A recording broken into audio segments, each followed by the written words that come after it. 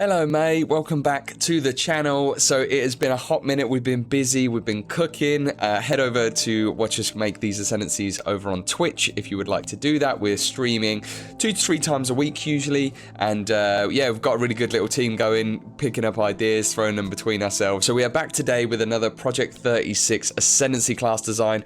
This time we're going to be looking at the Huntress class and making our first Ascendancy for that class in the series, called the Valkyrie. So the Valkyrie is obviously a very well-known archetype across, Norse mythology, but also just across many different games. And I've got to give a big shout out to John and Alexander, 2 viewers who sent me emails, very in-depth emails about this concept. They had their own ideas for it. This was completely separate as well, but I've also seen this mentioned a lot in the comments as well on Reddit. So I tend to avoid pre-existing kind of archetypes that are in the real world, things like a Spartan or a Valkyrie as an example, but this time it seems like it's an incredibly popular idea, so let's see if we can make it Path of Exile 2 ready.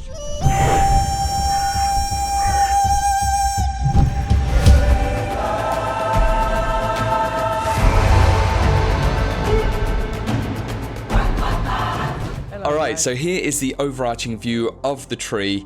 As always in this series, what we're going to do, we're going to take a little bit of a look at the lore and the idea around it, and then we're going to look at some of the themes before we get into the nodes. So let's do that. It is the honor and the sacred responsibility of the Valkyrie to deliver their allies from defeat.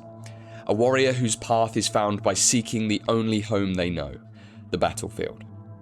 Glory is a thing often coveted, though rarely obtained.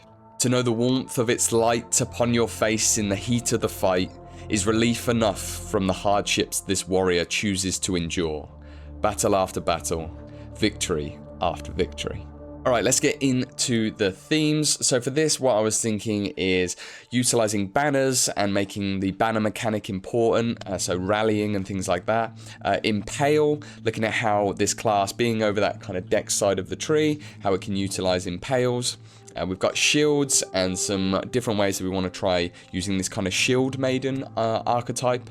And then hybrid combat. So what I mean by that is melee and range, dancing in between the two. We know the Huntress class is very much all about that playstyle thematically, so we want to lean into that.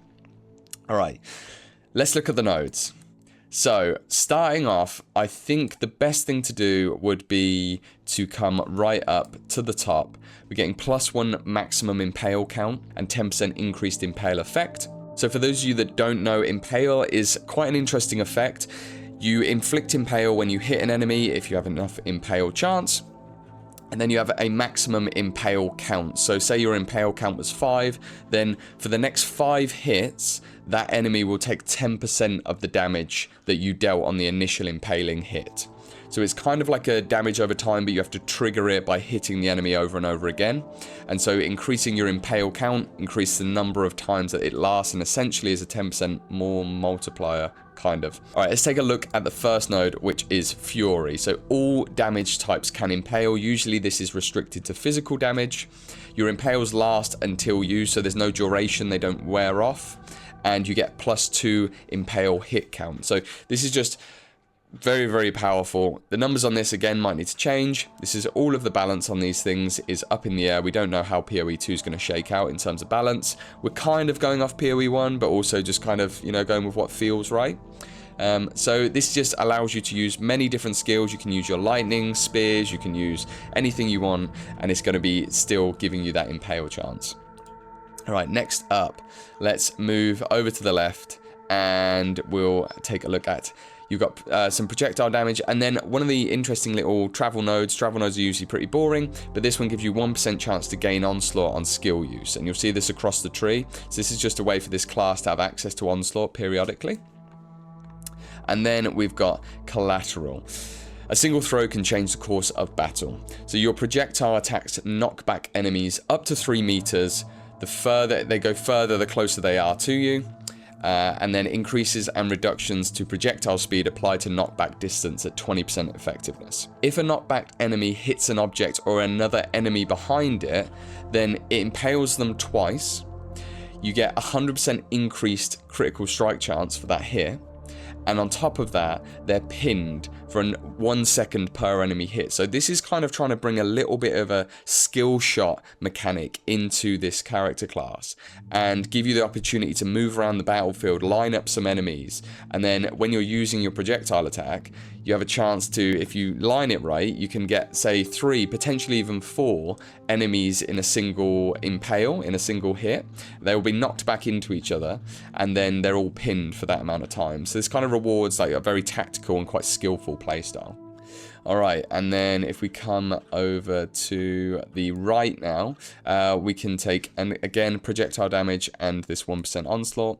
And then we've got victory mount. So the idea of Valkyrie, I thought, okay, like they come down on wings of eagles sometimes or something, or their own wings, right? And I didn't want to make it lean in too much into that fantasy and make them like this angelic kind of like leading people through the halls of the dead, etc., like the Norse mythology. So I wanted to give them a bonus though to using mounts. Again, being over the deck side of the tree, projectiles, it makes sense. One of the benefits of mounts is that you have no speed reduction when you're on a mount using projectiles. So dodge rolling whilst mounted instead grants a leap that travels 50% further if enemies are nearby. This is to stop you leaping around the map on your mount all the time. This ability has a 4-second cooldown and can leap over small enemies. Now, what categorizes a small enemy? Hopefully there's some stuff in the engine that could work that out. But basically it allows you out of scenarios, and then when you land, you knock back enemies wherever you land, keeping this knockback theme a little bit. And then whilst you are mounted, your active blocks reset your stun threshold. So we know that when you're mounted, we don't even know if you can active block. I'm assuming you can active block when you're mounted. If not, maybe this node could give you that. But we know that if you get stunned, you get a really heavy stun. Jonathan was saying it was like the longest stun that a player character can have in the game. And so you don't want that. And so if you're in the thick of it, you can actually use your active block. And if you do time your active block, this should say timed. It's when you use a timed block at the right moment, then it will reset your stun threshold. So I thought that was pretty cool. Changes up mounted combat a little bit. Now let's go back over to the left, and we get increased stun threshold and 5% chance to deflect, and then Shieldmaiden. So this is all about blocking as well and timing blocks. So once you time an active block or parry, I'm assuming there's going to be a parry system in the game where if you time parries correctly, then you pull off maybe an empowered version of that parry skill, or you actually trigger the parry itself. So timing an active block or parry pushes all enemies in front of you 3 meters back, and it pushes you 1 meter back, so you're creating 4 meters of separation between you. Timing an active block or parry causes your next projectile attack to deal double damage. So this is rewarding you for going in and waiting that extra little bit longer instead of just DPSing it down. All shields grant active blocks, so this is something that I'm not 100% sure if, like the buckler style shields, the smaller shields that grant deflect, actually give you the active block ability, so this allows that to happen. And then active blocking restores your stun threshold, similar to what we saw on the mounted node. Alright, then we've got Pointcraft, so again stun threshold and chance to deflect. And then Pointcraft is, I wanted to throw a little nod to the Javazon. So as a lot of people wanted this kind of archetype in the game, the Javazon to come back. And I think the Valkyrie, in my mind, is trying to do this a little bit. So the Javelin cares not how it reaches its target, a little nod to that. You can use any bow skills with your spear. These skills have 25% less attack speed and deal 40% more damage. So overall, I think you're getting, it's a little bit different on reduction and increase, but you're getting like 15% increased damage effectively. But you're allowed to use any bow skills with your spear. So this gives you some gearing flexibility, as well as, you know, potentially opening up another option for you in your second hand, in your second weapon slot. You can use any spear skills with your bow, so this is the other way around, but those skills have 30% increased attack speed and deal 10% less damage. Again, aiming for that like 15 to 20% damage increase for taking an Ascendancy node. That's kind of the opportunity cost. You need some sort of kind of damage boost, I think, just because you're spending 2 Ascendancy points on this. Alright, now into the fun stuff. So where do we want to go first? Okay, we'll go down to the right, and then, so on the left hand side we've got some banner stuff and some interesting stuff around that, and on the right we've got this more hybrid combat kind of thing. So we'll do the right first, increased attack speed, and this 1% chance to gain onslaught and skill use again. And then we have combat awareness. So deal 50% more damage to enemies on full life with ranged attacks specifically. Deal 40% less damage to enemies on low life with ranged attacks. So this is really rewarding you of using ranged attacks whilst they're on full life, initiating. And then the bottom line here pairs up with the middle one, which is deal 30% more damage to enemies on low life with melee attacks. So when you eventually get them to low life, this is basically saying you need to be then in melee to finish them off. So you're getting big damage multipliers here, but it's making your attack type quite conditional in terms of you want to open up with your range, get them low, get them to half health or low life, and then go in and finish them off in melee. And then if you want to lean into that playstyle further, same travel node, and then combat rush. So after hitting an enemy with a ranged attack, gain 25% movement speed if running towards that enemy. So I'm guessing you'd have some kind of cone detection that would allow, you know, the game to know if you're running towards that enemy, let's say 30-degree cone. Deal 25% more melee damage to enemies you've hit with a ranged attack recently. So this is just saying, okay, if you imagine now that we're not thinking about low life thresholds and stuff like that, and this is more to do with bossing with an enemy that you're not going to be like immediately getting to low life, you're going to want to be going in and out with this to keep that recently buff up. So this is just really saying to the player, hey, if you want to play this in and out playstyle and you love that mobility, then these are the nodes for you. All right, and then banners. Banners was the other thing that I felt, I mean, it's in the artwork and I felt like it's really thematic. I wanted some kind of class that offers some kind of banner things, and I don't think the champion is going to be in the game personally. There's definitely opportunities for other classes. We've got some ideas of banner stuff that we could do. But this one, we're giving banner effect and banner stages gained on the travel node. And then we've got this trio node. So there's like 5 nodes basically available in this whole section here. So this trio node, you get to pick one of these. So spears rain down from the sky in the areas of your banners. So pinning enemies, they strike, and building stun on them. I've put chance to pin here because I'm like, do we need to actually pin the enemy 100%, or does it need to be a chance to pin? That's kind of a balance thing. And then if you have an elemental skill, if you've used an elemental skill last, then the spears that are summoned in this banner area that fall will be converting their damage type over to the skill. So this is just rewarding you and giving the flexibility of, okay, I'm using, like, I want to use, I know this group of enemies are vulnerable to this type of damage, so I'm going to use my fire, you know, my fire spear, let's say, and then I know that when I put my banner down, all that damage is going to be dealt as fire damage over time, or maybe 50-50, whatever the skill converts it to. So that's Spearful. So these are all about placing your banner and then getting an effect. On the left, we've got Spear Call, and this is placing your banner, summon 6 Valkyrie. So imagine Frozen Legion. This is very much inspired by Frozen Legion, to a degree. So you're summoning 6 Valkyrie around the edge of the banner area, and they repeat your last non-banner attack skill, targeting the nearest enemy to them inside the area and dealing 60% damage. So you're getting 6 of these, 60% damage, 360% damage just for placing your banner down. Maybe this could go up to 100% and this becomes a really powerful ability. I wasn't sure on the banner reset timing, so we'll see there. And then these attacks have a 50% chance to impale the enemy, and the impale will be based on your impale stacks and things like that. Alright, that is that. And then we've got Spear Wall. So this is now more of an area denial kind of thing. We've seen Spear Field as a skill in PoE 2. Your banner skills are surrounded by a ring of spears. You can traverse these spears freely, but the Spear Field impales and slows enemies, damaging them for 50% attack damage.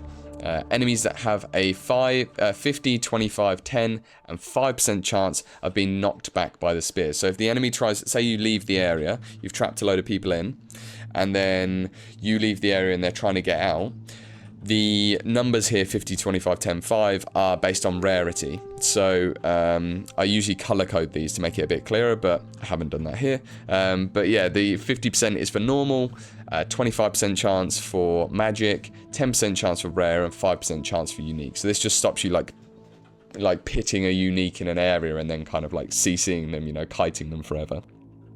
But they're still getting the impales and they're still getting the slows, remember. So yeah, 3 very different ways to trigger a quite powerful effect based on your banner placement. So let's now move on to sort of doubling down on this. Again, we've got banner effect and banner stages gained.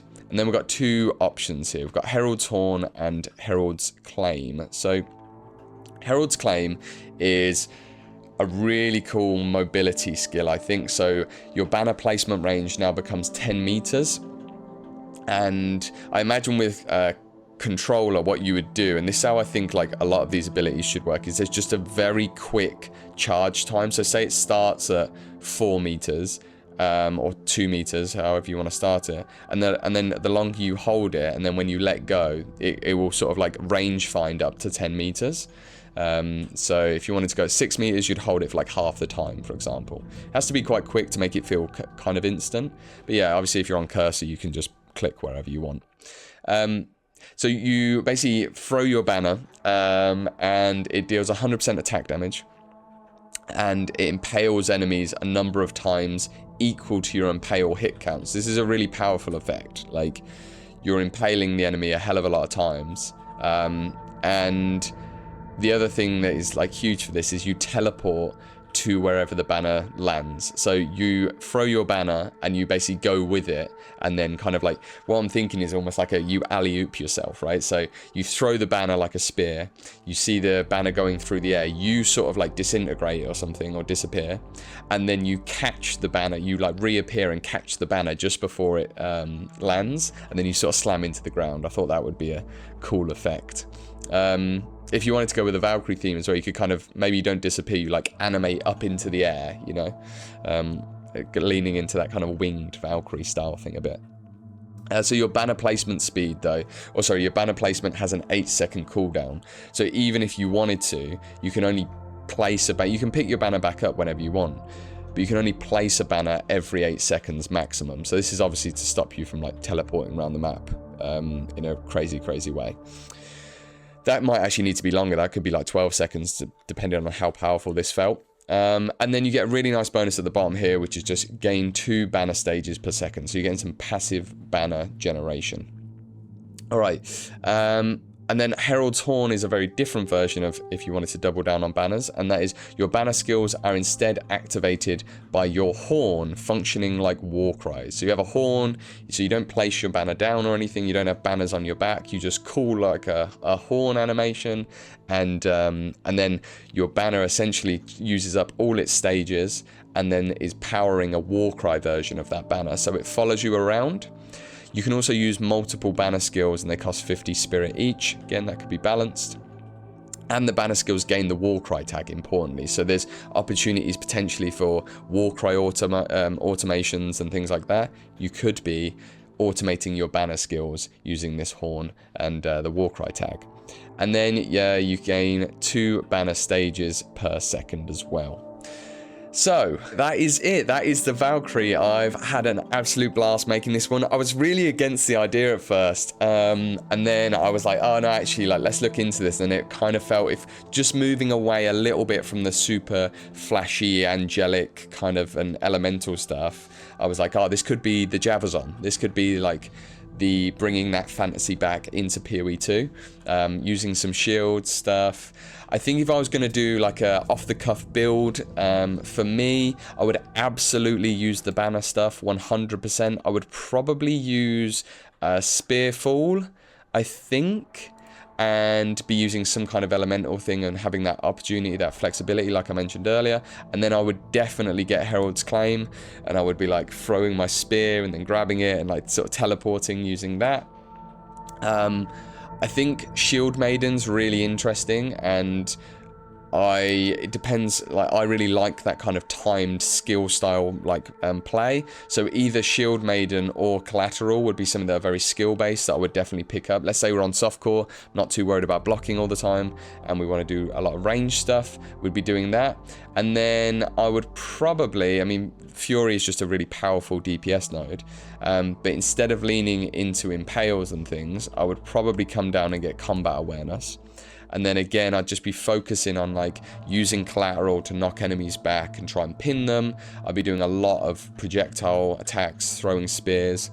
and then I'd be going in and doing that kind of coup de grace, a bit of melee, a bit of, you know, maybe 2 double-handed swords or daggers or something fun like that. That's it, yeah. So what do you think, guys? Let me know. I've got to give a huge shout out as well, because we've been streaming on Twitch a lot more recently. Been doing about 2-3 times a week in the evening. So I'm GMT +1, or GMT I will be when the clocks go back, streaming around about 7-8 o'clock till usually midnight, 12:30, and doing like these 3-4 hour streams. We're looking at Ascendancy design, we're looking at the artwork that we're making. So sometimes we're doing the artwork, sometimes we'll hop over to doing nodes. We've had sort of 10 to 15 people, like, you know, throwing like ideas. Got a really interesting conversation going, and we had a right laugh coming up with a node the other day, which is to do with drinking and flasks and like getting drunk, and that was really difficult to do. It took us a while to get that one done, but this one came together pretty well. So if you do want to get involved and jump in and have some fun with us, then we are over on Twitch. I'll put some links in the description. Come join us, get notified, follow, and all that good stuff. And if you like this video, then please do like it, share it, and subscribe if you want to see more of these. We are 13 into, or is it 14? We're 13 or 14 into our 36 Ascendancy project. We've got a lot of designs. We've been cooking a lot. So now it's just a case of getting them all tied up together, getting the artwork finished, and then putting them out to you. But we are still on track. I think we've got a lot that can come out maybe even faster than every 2 days, leading up as we sort of crunch into the next month and stuff like that in the lead up to early access. So thank you so much for watching, friends, exiles. I will see you in the next one. Ta-da.